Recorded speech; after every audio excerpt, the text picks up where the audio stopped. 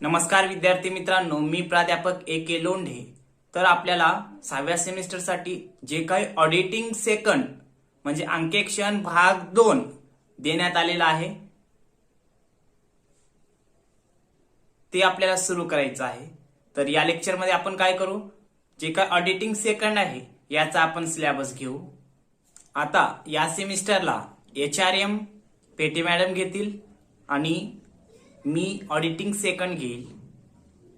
तर आपण या लेक्चरमध्ये सिलेबस बघू। तर ऑडिटिंग सेकंड मध्ये एकूण 5 चॅप्टर देण्यात आलेले आहेत 6व्या सेमिस्टरसाठी।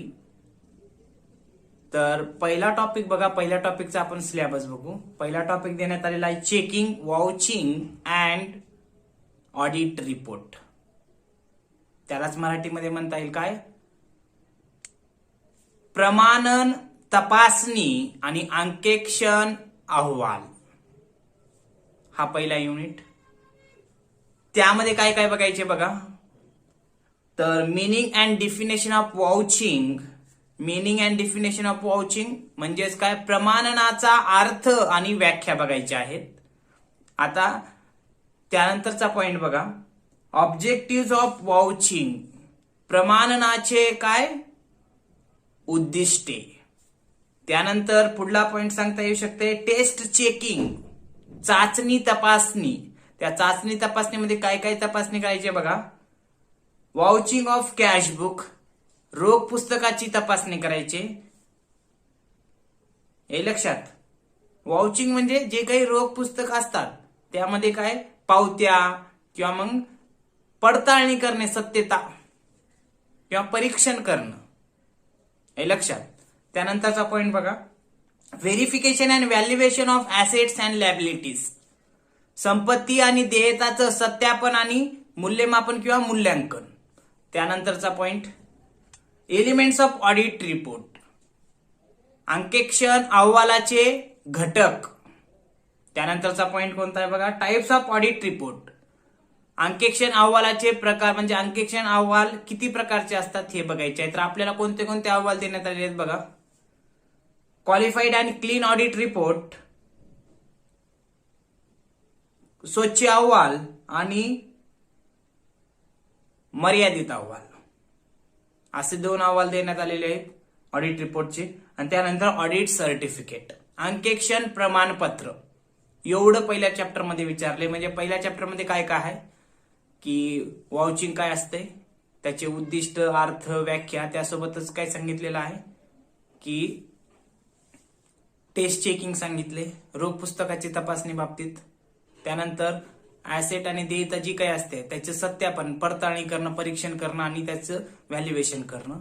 त्यासोबतच ऑडिट रिपोर्ट विषयी माहिती विचारलेली आहे। ऑडिट रिपोर्टचे एलिमेंट्स कोणते आहेत, त्यानंतर काय types of audit report, audit रिपोर्टचे प्रकार कोणकोणते आहेत हे विचारलेलं आहे, हे लक्षात। त्यानंतर दुसरा टॉपिक बघा, इंटरनल ऑडिट, अंतर्गत अंकेक्षण किंवा आंतरिक अंकेक्षण असं सुद्धा म्हणतात। तर त्यामध्ये बघा काय काय दिलेलं आहे, मीनिंग अर्थ दिलाय, अंतर्गत अंकेक्षण काय असते याचा।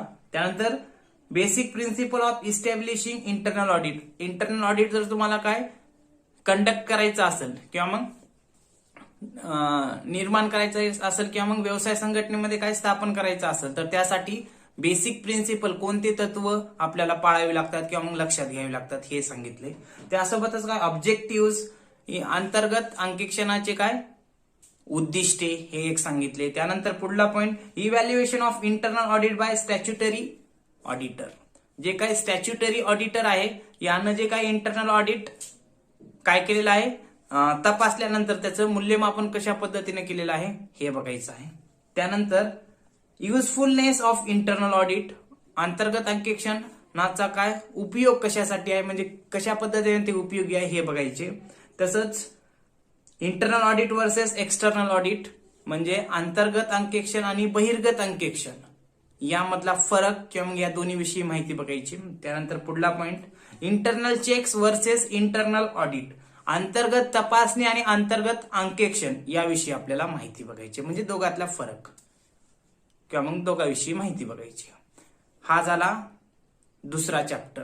त्यामध्ये काय काय विचारले, काहीच नाही, इंटरनल ऑडिट विचारले। इंटरनल ऑडिट अंतर्गत अंकेक्षण काय असते, त्याची व्याख्या, मीनिंग म्हणजे अर्थ, त्याच्यासाठी कोणते तत्व पाळावी लागतात, मग स्टॅच्युटरी ऑडिटर किंवा मग जे काही अंकेक्षक असतो मुख्य, तो कशा पद्धतीने त्याची तपासणी करतो आणि मूल्यमापन करतो हे सांगितले. त्यासोबतच काय सांगितले, इंटरनल ऑडिट कशा पद्धतीने उपयोगी पडू शकतो आणि इंटरनल ऑडिट आणि एक्सटर्नल ऑडिट, त्यासोबतच internal checks versus internal audit, अंतर्गत अंकेक्षण बहिर्गत अंकेक्षण, त्यासोबतच अंतर्गत तपासणी आणि अंतर्गत अंकेक्षण याविषयी आपल्याला माहिती बघायची आहे या दुसऱ्या युनिटमध्ये. त्यानंतर युनिट 3 ते म्हणजेच काय, द कंपनी ऑडिट प्रोव्हिजन्स, म्हणजे कंपनी कायद्यामधील काय अंकेक्षणाबाबतीच्या प्रोव्हिजन आपल्याला विचारात घ्यायचे.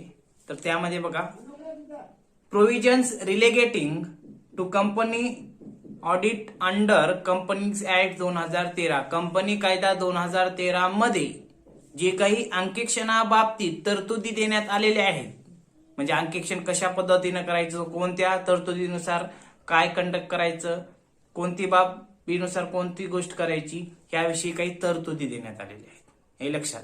म्हणून आपल्याला त्या तरतुदी बघायचं आहे कंपनी कायदा 2013 मधील कशा बाबतीत, अंकेक्षणाबाबतीत, हे लक्षात. हे झाला युनिट 3. त्यानंतर युनिट 4 ते म्हणजेच काय, ऑडिट ऑफ बँकिंग कंपनीज, म्हणजेच काय, बँकिंग कंपन्या ज्या काही असतात त्यांचं अंकेक्षण किंवा मग अधिकोषण कंपन्या यांचं अंकेक्षण, म्हणजे थोडक्यात बँकांचं अंकेक्षण कशा पद्धतीने होते याविषयी आपल्याला माहिती बघायची. तर या युनिटमध्ये काय काय बघायचे बघा, डिफिनेशन म्हणजे व्याख्या बघायची बँकिंगची. त्यानंतर रिस्ट्रिक्शन्स ऑन बँकिंग कंपनी, बँकावरती कोणते निर्बंध आहेत, म्हणजे बँकांनी कोणतं कार्य करावं कोणतं करू नये असे काही निर्बंध आहेत, हे लक्षात. त्यानंतर तिसरा पॉइंट त्यामधला ऑडिट ऑफ बँकिंग कंपनी, अधिकोषण किंवा मग बँकांचं अंकेक्षण. त्यानंतर NPA नॉन परफॉर्मिंग ऍसेट्स विषयी माहिती बघायची. NPA त्यामध्ये बघा, meaning and important points of non performing assets. Definition झाल्यानंतर नॉन परफॉर्मिंग ऍसेट्स काय असते हे पाहिल्यानंतर आपल्याला नॉन परफॉर्मिंग ऍसेट बाबतीत काय बघायचे, काही इम्पॉर्टंट पॉइंट्स बघायचे हे सांगितले. त्यानंतर म्हणजे बँकांच्या संदर्भात जे काही नॉन परफॉर्मिंग ऍसेट्स असते त्याविषयी महत्वाच्या बाबी आपल्याला विचारात घ्यायचं आहे. एवढी माहिती या 4थ्या युनिटमध्ये बघायची. त्यानंतर पुढचा युनिट म्हणजे शेवटचा युनिट आपल्याला बघायचा आहे, ते म्हणजेच काय, स्टँडर्ड्स ऑन ऑडिटिंग, त्यालाच मराठीमध्ये म्हणता येईल अंकेक्षण मानके. जसं अकाउंटिंग करताना काही अकाउंटिंग स्टँडर्ड्स देण्यात येतात, हे लक्षात, तसंच अंकेक्षण करताना काही स्टँडर्ड्स ऑन ऑडिटिंग देण्यात आलेले आहेत, म्हणजे अंकेक्षण मानके. त्यानुसार आपल्याला काय करावं लागते, त्या मानकेनुसारच अंकेक्षण करावं लागते, हे लक्षात. तर बघा आपल्याला कोणते कोणते स्टँडर्ड्स ऑन ऑडिटिंग म्हणजे SCA दिलेले आहेत. तर SCA 200, त्यानंतर SCA म्हणजे स्टँडर्ड्स ऑन ऑडिटिंग बरं का, 200, त्यानंतर 230, त्यानंतर 240, 299, 300, 320, 500, 580, 600, 610 आणि 620 एवढे ऑडिटिंग स्टँडर्ड्स दिलेले आहेत. म्हणजे ह्या कोणत्या ऑडिटिंग स्टँडर्ड्स नुसार काय केलं पाहिजे हे सांगण्यात आलेलं आहे. म्हणून आपल्याला हे 5च्या टॉपिक मधले स्टँडर्ड्स ऑन ऑडिटिंग देण्यात आलेले आहेत. तर अशा पद्धतीनं या ठिकाणी हे 5 युनिट 6व्या सेमिस्टरसाठी देण्यात आलेले आहेत. तर आपण काय करणार आहोत, पुढल्या लेक्चर पासून पहिला चॅप्टर सुरू करू आणि त्यामधले सर्व पॉइंट एक एक एक एक आपण घेत जाऊ. ओके.